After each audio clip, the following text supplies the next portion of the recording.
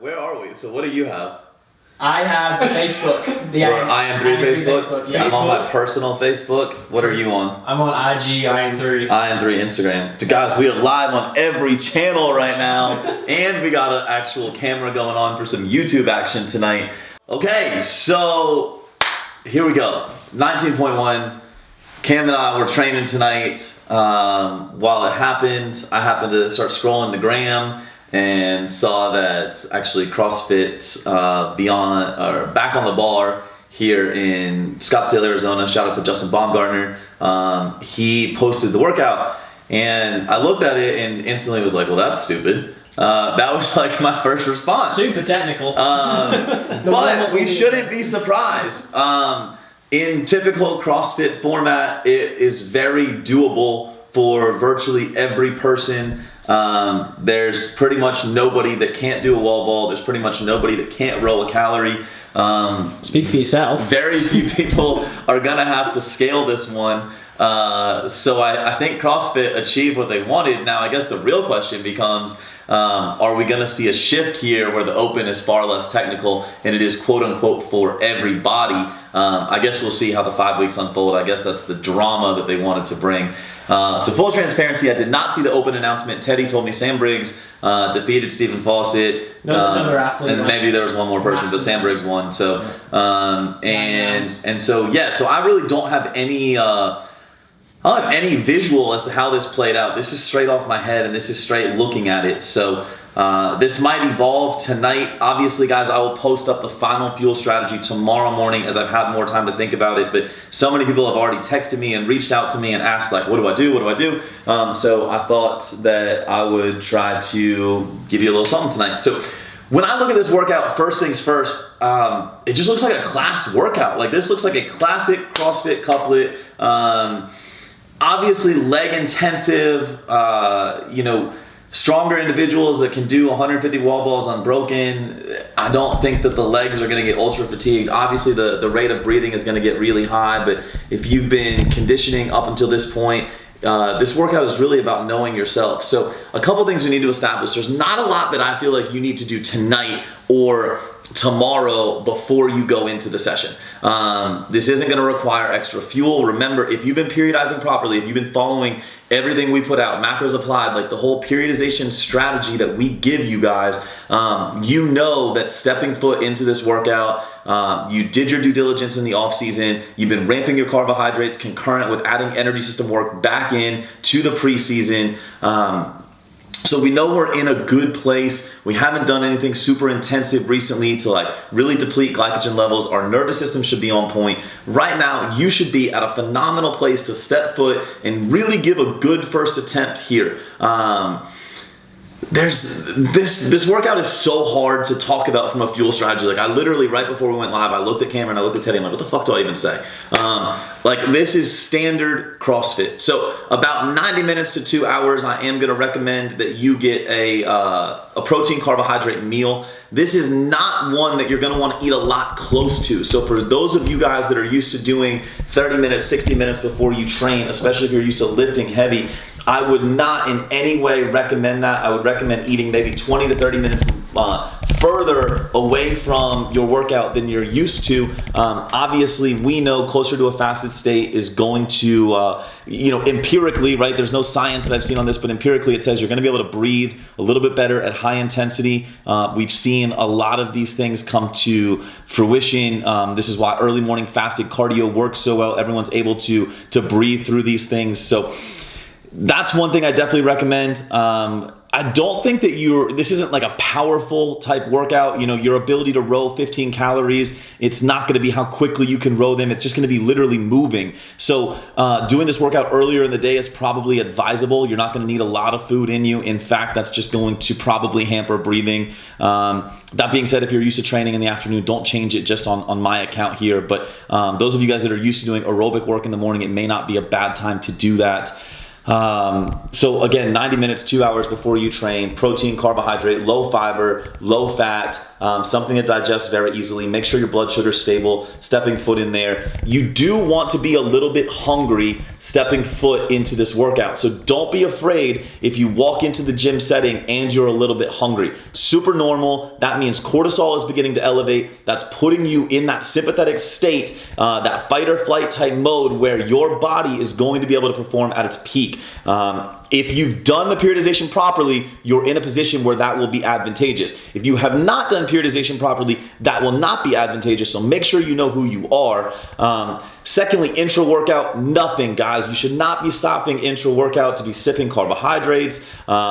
This literally should be, transitions, controlled transitions. I don't want to say fast transitions, but controlled and smooth transitions to and from the stations. I'm a person that likes to let my heart rate naturally come down between movements. So I know a lot of the technique people that are gonna put out WODs are gonna say, make sure your rower's right next to your wall ball station. I'm gonna counter that and say that a little bit of locomotion between movements may actually help you naturally keep the heart rate down, allow you to remember to breathe between movements, get through that. Obviously, guys, there's a significant emphasis here on the legs. Legs are the largest muscle group in the body. We know they're gonna take a beating. We know that from the bodybuilding days, leg day was always the most central nervous system stimulating. This is the first time that you're truly gonna hit absolute threshold. You're gonna leave it all on the floor. So the nervous system impact from this workout is going to be high. I know it's not overly heavy. So, from a classic standpoint, we wouldn't think of this as a typical CNS demanding workout, but you guys are gonna be pushing hard in those last few minutes, trying to get every rep you can, trying to get every calorie you can on the rower. And I do see this actually leaving people pretty fucked. So I am going to recommend in week 1, an extra 25 to 30 grams of carbohydrate immediately post-workout, solely predicated on the fact this is the first time a lot of you guys are really going to that deep water. It's the first time that you guys are really going super deep in your sympathetic nervous system. And we want to make sure, remember, this is a 5-week competition. We want to make sure that you're absolutely recovered, that you have taken the time to to make sure that your nervous system's on point. And a lot of you guys are going to want to repeat this. I do see this one being repeatable. Obviously, there'll be some delayed onset muscle soreness in the legs, but I think if you guys go with a Friday, Monday approach, it's definitely doable twice. I don't think it's going to leave you so fried to where you can't get up and get moving on Monday. So I definitely believe that. At post-workout, 25-30 grams. And then I'm not really going to tell you that I think you need an extra amount of carbohydrates onto the day. So, for those of you guys that are tracking your macros, add in that extra scoop of carbohydrates post-workout, 25 to 30 grams. Don't count that towards your macros. Or if you do, increase your macros by 25 to 30 grams of carbs for the day. That should be sufficient here in week 1. Remember, you're coming in, glycogen is saturated. Again, going back to things we said earlier, you haven't depleted yourself, you haven't put yourself in a negative state, so everything is in a good place. So no need to overload. If you feel an abundance of soreness the next day and you feel like you need to move, consider adding some extra food. The one thing that I would say here is we know there's going to be a significant amount of inflammation. Okay, so anytime you're taxing a muscle group directly over and over like you're going to do with rowing and wall balls, we are going to see a lot of inflammation here. So consider that when you're selecting food choices after the workout on Friday, during the day Saturday, during the day Sunday, in preparation for fueling Monday. Any foods you know to be inflammatory for you or that you don't typically react well to, you're gonna want to avoid in this phase. Now, again, in typical performance continuums, we think food quality is secondary to quantity, which is absolutely true.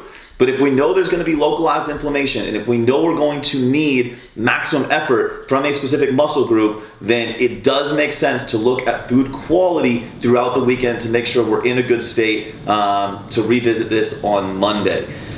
Obviously, guys, standard protocols, hydration needs to be up to par. Make sure you're supplementing with all the normal supplements. Fish oil, magnesium are essential this time of year. I definitely would get on a good glutamine regimen, not for muscle recovery, but for gut health. Probably 20 grams of glutamine per day, 5 grams in the morning, 5 grams pre and post workout, 5 grams before bed. If you're on a probiotic, great. I wouldn't just start one now, but obviously we know the GI is going to take a hit these 5 weeks, so start doing that.